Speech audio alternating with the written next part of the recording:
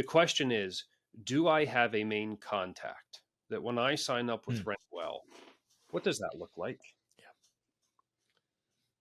Well, I am actively signing up clients every day with Rentwell, and I let them know that they are assigned a property manager, and that property manager is their main point of contact. There's an onboarding call so the property manager is supported by a whole team, and there's some key people on that onboarding call, because there's a lot of information that gets built up before somebody decides to go with Rentwell if they haven't used us before. We grow a lot from just existing landlords buying more properties, which is great. So they know how our system works. But the answer is yes, they get a dedicated person.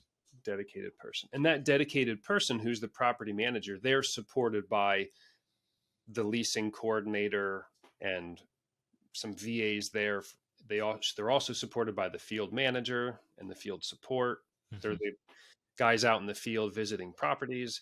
They're supported by our corporate office, which does a lot of the financials, the repetitive, the money in, the money out. Yep. So they are also supported by a lot of other team members. Yep. That when you sign up with Rentwell, yes, you have one dedicated person. You also have a team of about 4 or 5 other individuals supporting your investment. Right. And most of the communication, I would say, is really 3 things. So we're Rentwell: lease, manage, maintain. So the leasing is when there's a lot of communication, right? So we have a property. We bought it as a 3-bedroom, 1-bath. We converted it to a 4-bedroom, 2-bath. I looked at the subsidized housing rates in this zip code and was like, oh my gosh, I can't believe that they're willing to pay this much for a 4-bedroom. Let's rent it. Let's open it up to both Section 8 and non, of course.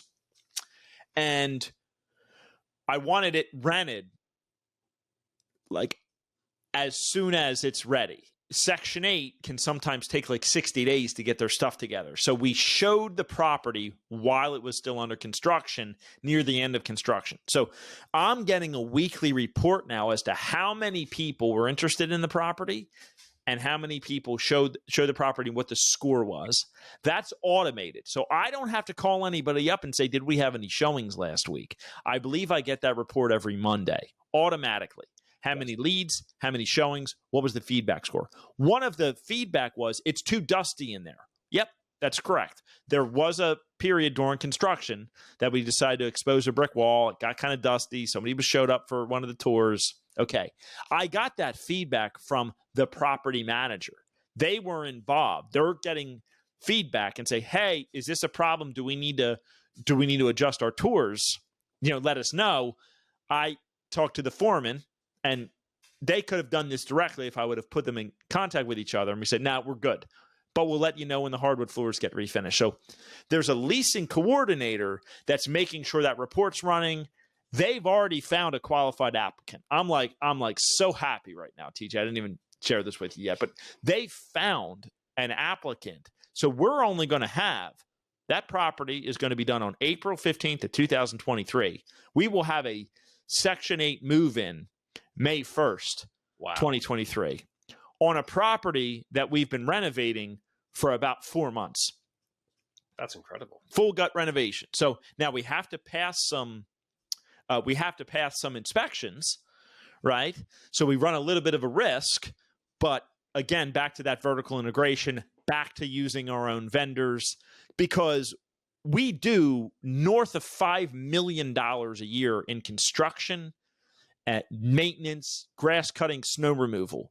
So when we call a vendor and say we need something done, they are vying for an opportunity to get on our roster to work with us. We pay our bills. We're good to work with, right? We want to help them build their business.